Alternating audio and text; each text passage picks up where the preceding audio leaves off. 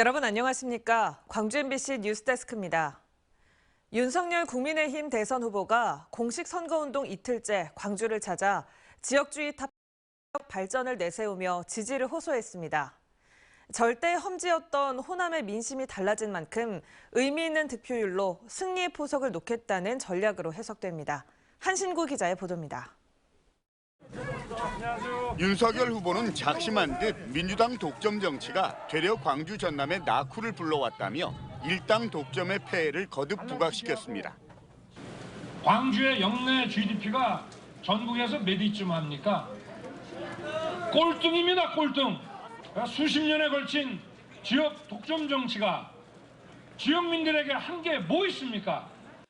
특히 정치인들이 만들어 놓은 지역 구도를 깨야 지역 발전도, 미래 세대인 청년의 운명도 달라진다면서 광주 전남이 선봉에 서달라고 강조했습니다. 이 지역주의에 기대는 정치, 또 정치인들이 만들어 놓은 이 편한 지역구도 이제는 우리가 미래를 위해서 깨야 될 때가 왔습니다. 윤 후보는 특히 4차 산업혁명 시대 광주가 AI와 데이터로 방향을 잘 잡았다며 광주를 세계적인 AI 거점으로 만들고 광주 영암 자율주행차 고속도로를 구축하는 등 지역 발전 청사진을 제시했습니다. 광주가 대한민국의 아시아의 세계의 AI 거점 도시가 되게 저와 윤석열이 만들겠습니다, 여러분.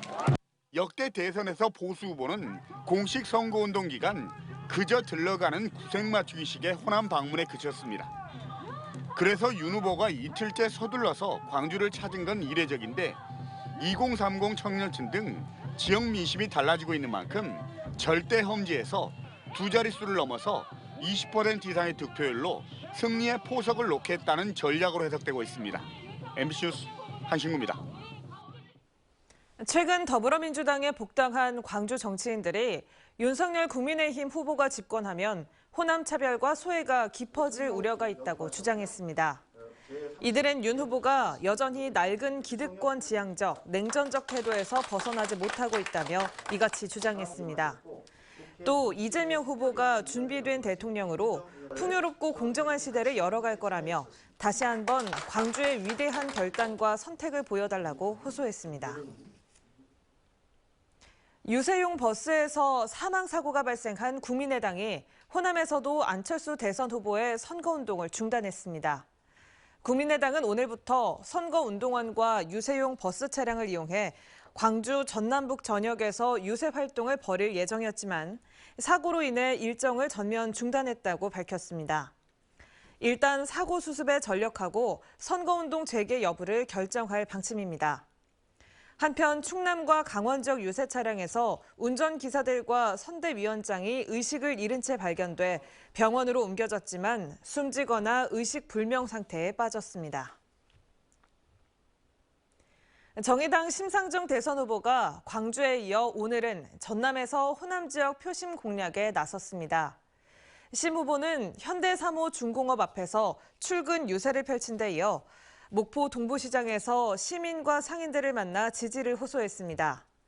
심 후보는 호남 지역민들은 대한민국의 정치적 위기 때마다 개혁과 진보의 길을 안내해줬다며 녹색 복지국가로 가는 이정표를 심상정과 함께 세워달라고 지지를 호소했습니다. 코로나 재택치료 해제 후에도 가슴 통증 등 증상 악화를 겪는 시민들이 발생하고 있는데요. 하지만 확진자 급증으로 사후 관리가 제대로 되지 않고 있어 대책 마련이 시급하다는 지적이 나오고 있습니다. 보도에 김찬 기자입니다. 코로나 확진으로 재택치료를 받은 10대 고교 운동선수. 마땅한 치료도 받지 못한 상태에서 치료가 끝났고 일주일 뒤 심한 가슴 통증이 시작됐습니다. 해당 선수를 관리하는 감독은 혹시 모를 코로나 후유증인가 싶어 질병청과 보건소에 수차례 연락을 시도했습니다. 하지만 서로 담당자가 아니라며 전화를 넘기길 수차례였습니다. 보건소 먼저 전화했고 보건소에 자꾸 돌려서 전화를 안 받고 하니까 질병관리청에 전화했더니 그게 한 1시간 반 걸렸어요. 최근 해당 감독은 코로나 해제 후 통증을 호소하던 10대 제자가 숨져 똑같은 상황이 반복될까 가슴이 철렁 내려앉았습니다. 먼저 선례가 있는 상황이었고 근데 저도 이제 우왕좌왕하고 있는 상황이었던 거죠. 사실은 이게 특별하게 뭘 어떻게 조치를 해야 되는지. 이처럼 코로나 해제 후에도 증상 악화를 호소하는 시민들이 발생하고 있지만 통계조차 잡히지 않고 있는 상황입니다. 때문에 재택치료 해제자 등에 대한 사후 관리 강화가 시급하다는 지적입니다. 하지만 방역당국은 뚜렷한 대책을 마련하지 못하고 있습니다. 최근 코로나 확진자가 폭증하고 있어 의료 인력 한계로 제대로 된 대응을 할 수 없기 때문입니다. 또 위험군에 집중되다 보니 일반 확진자는 해제 후 추가 모니터링 등에 소홀해질 수밖에 없습니다. 광주시는 앞으로 해제자에 대한 사후 관리를 철저히 할 계획이라고 밝혔습니다. 만약에 증상이 발현됐을 때 갈 수 있는 그 119라든지 자치구 이런 지원 시스템, 상담 시스템을 갖춰놓고 지원 요청을 하도록. 광주시는 또 재택치료 격리 해제자는 증상이 발생할 경우 반드시 병원을 찾아 검사를 받아볼 것을 강조했습니다. MBC 뉴스 김영창입니다. 광주 지역 코로나19 확진자가 이틀 연속 반나절 만에 2,000명대를 넘어섰습니다. 광주시에 따르면 어제 하루 신규 확진자가 2,298명을 기록한 데 이어 오늘 6시 기준으로 코로나 확진자가 2,452명으로 집계됐습니다.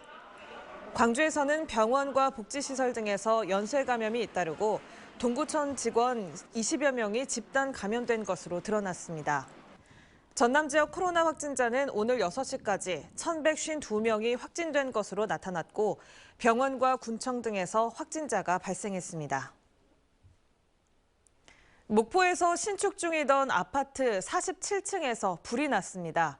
콘크리트를 말리는 양생 작업을 위해 불을 피워놨다가 화재가 발생한 것으로 추정됩니다. 양정은 기자입니다. 아파트 47층에서 시뻘건 불길이 쉴 새 없이 타오릅니다. 불은 옥상 전체를 집어삼킬 듯 계속 번져나갑니다.